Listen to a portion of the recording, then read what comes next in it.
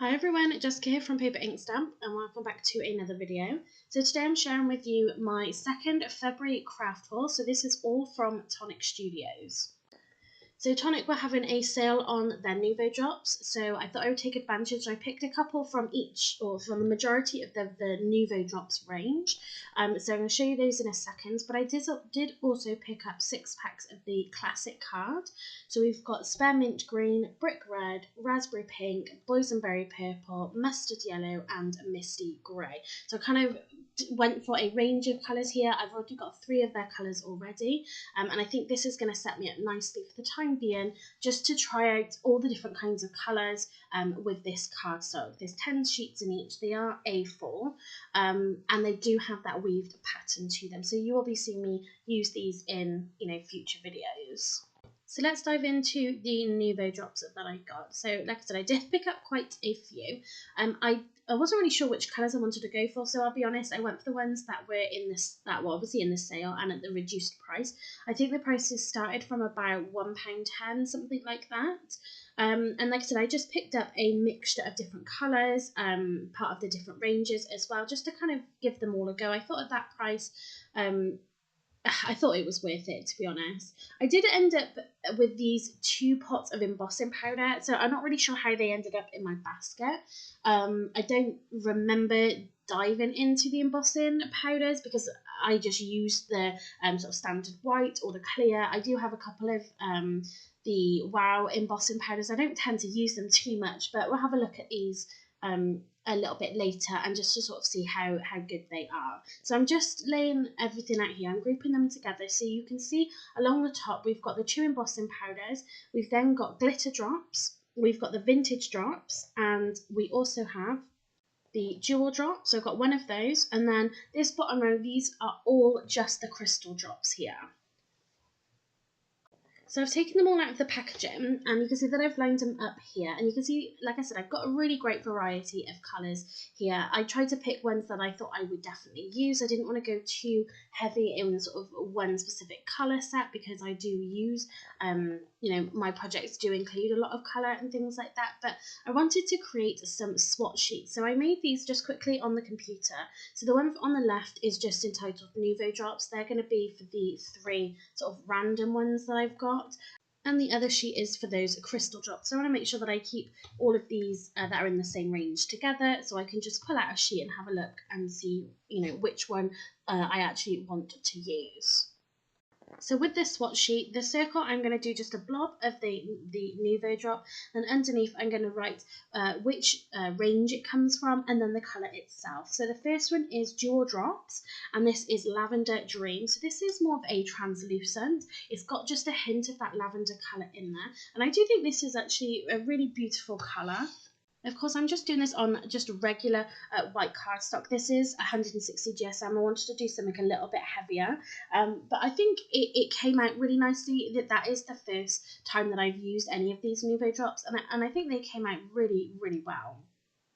The second one we're going to do is, this is the Glitter Drops range. So we firstly got Pink Champagne and then Emerald City. This for me is more like what I would have had if I was a kid. You get that sort of glitter glue type of product, so it does have all that really nice glitter in it. I found it a little bit more difficult to squeeze this out, maybe because of the glitter in it, and I did try to tap it to hopefully do what I've done in the past, which would have flattened these out quite nicely, but I did struggle with all of these drops. But I wonder if that's because the paper's quite light in comparison to card, but then also just because I did such a big drop of these. So it'd be interesting to see how well that works on actual projects. So the next 2 we got, these are part of the vintage drop. So I think these are a matte. I think these are really beautiful. I do quite like the matte. I do like obviously the crystal drops and that shine, but I do really love matte sort of finishes to things. So the first one we've got is a Pumice Stone. So I thought this is a really nice kind of grey, beigey type colour. And I think this is going to be really beautiful for just that subtle sort of addition to any project. And then that second one is Saddlebag. So this is kind of that beige colour, and again really beautiful for that kind of, again, subtle type of look. So now we've got those ones filled in. You can see here I'm just sort of tapping the paper. I'm trying to get it to flatten out a little bit. Like I said, I did end up having just a little bit of trouble with that.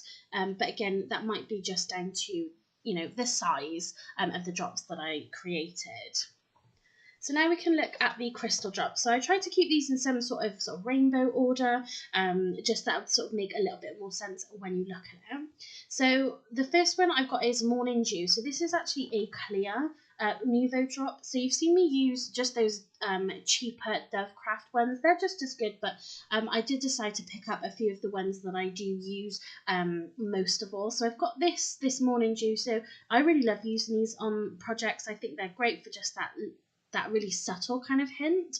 I also picked up the Simply White and the Ebony Black as well. So I didn't have a white, and I thought this would make a really nice addition as well. Again, any embellishments, if you're just trying to add some embellishment, but maybe you don't want to add any more colour to it. Maybe you've got tons of colour on your project already. I think that's going to be perfect. And of course, then the black, you've seen me use the black quite often in the past. Again, I couldn't get these to flatten out as much as I would have liked them to, but I did notice these are really great. I think they're sort of self-leveling anyway. None of them seem to have those peaks on them, and I think that's such a big difference again to the other cheaper products that I was using. Is if I didn't flatten them down, that was the reason why I stopped using them, was because they would have that little peak where obviously you pull the product away and you couldn't really get rid of it. But I've noticed that as they're drying, they have sort of leveled themselves out really beautifully.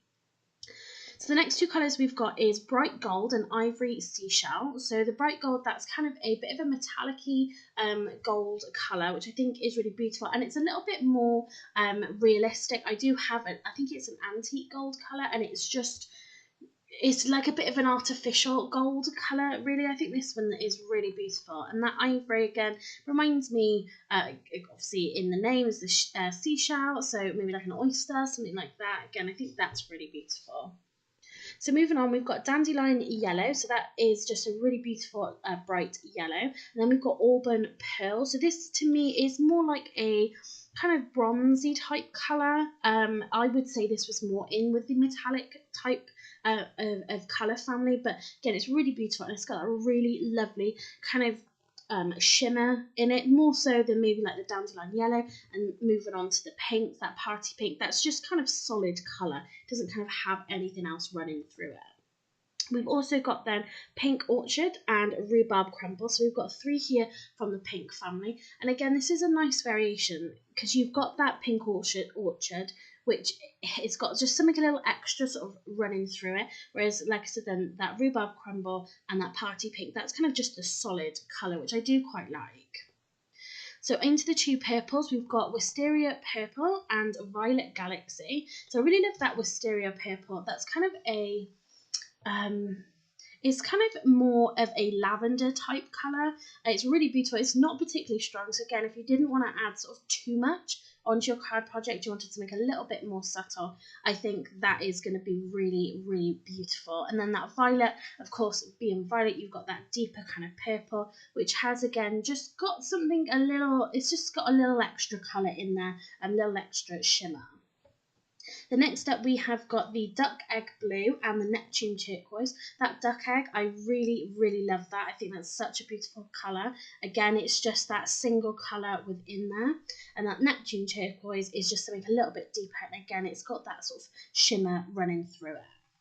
And the last two we've got Green Bottle and Olive Branch. Again, Green Bottle got that shimmer running through it. The Olive Branch is just more of that single colour. And I really love that one as well.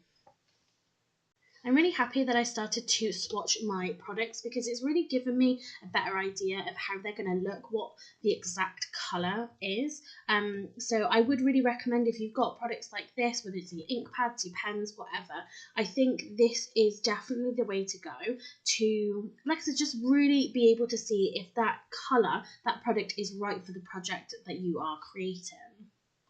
So the last thing I'm going to do is just test out these embossing powders. Like I said before, I didn't realise that I popped these into my basket. I wasn't necessarily looking for embossing powders, but what's really great is if you like everything to match, maybe your cardstock to your embellishments, the embossing powder, you could probably find colours that all match together really, really beautifully. And again, that is going to be the upside of creating swatches, because you could find that perfect sort of matching colour. So the first colour that we've got here for the embossing powder, this is Crushed Mulberry. So this is quite a, I would say, quite a classic purple, quite a vibrant purple as well. So I'm just using my Versamark sticky ink pad just directly onto some scrap white cardstock, because I literally just want to see how well this covers. And then I'm just going to, at the other end, do the same thing again. And this embossing powder is called Sports Car Red. So again, an extremely red colour, perfect for any sort of Valentine's Day things at the moment. But, you know, a really classic colour. If you did collect coloured embossing powders, I think, you know, this would be kind of that classic shade you would go for. The one downside I would say with these bottles of embossing powder is I find that the opening to these sort of little jars is quite narrow. I don't know that I wonder if I would struggle to get the scrap embossing powder back into those. You see me pour it in there, but that would be my only criticism, is it would be nice if they were just a little bit of a bigger opening. So I've heat set both of these swatches. So, you know, they're really, really nice. You can see just how well they have melted. Depending on the type of coverage that you wanted, I wouldn't use embossing powder, let's say, for big areas kind of like that. But, you know, if you were to die cut from that, or, you know, if you wanted to heat emboss your sentiments or stamps things, I think it's going to be really ideal. The one thing I was worried about was maybe if they were going to be quite translucent, whether that colour would really show through and be kind of bold. And I think it is. So I think this embossing powder is going to be quite good. I'm going to have to find some projects where I want to use it and really sort of test it out and see just how good it is. So that was a look at my Tonic Studio craft haul. If you haven't created swatch sheets for your Nuvo Drops or really any other projects, I would really recommend doing it. I think it does really help to get a clear idea of what something looks like, exactly what colour it is, so then you can match that with your project perfectly. I purchased all these products from the Tonic Studio website, so directly from them, and they have some really great sales on, so it is always worth actually checking out the actual retailer's website to see what you can pick up. I've picked up some really great bargains from their website. So that's it for today's video and for my craft haul. If you did enjoy it, or if you've got any questions about the products, give it a thumbs up and leave me a comment down below. If you haven't subscribed to my channel already, please do so you don't miss out on any future videos. And I'll see you next time. Happy crafting!